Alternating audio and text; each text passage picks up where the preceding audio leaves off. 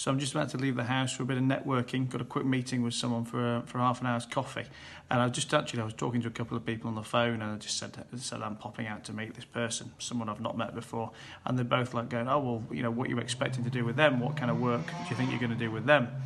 And the honest answer is, I haven't a fucking clue, to be honest. But what I can tell you is that if I don't meet them, I certainly won't be doing any work with them whatsoever. And for me, that's a big point where people really get it wrong with networking, with growing the contact base.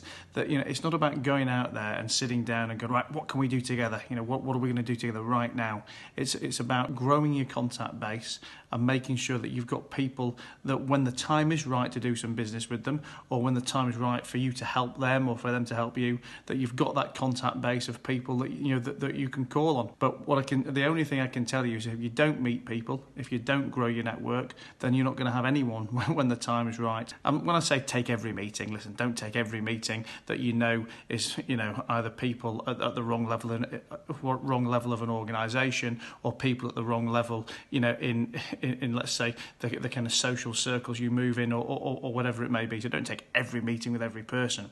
But if you meet people who are going to be interesting, are going to be in a field that that you've got interest in, work in a sector that you work in, then take these meetings and grow your contact base. Don't worry about what business you're going to do with them today, even next week or next month or next year. But have these people that you can call on, and build your Rolodex up, so that when the time is right, there's business to be done.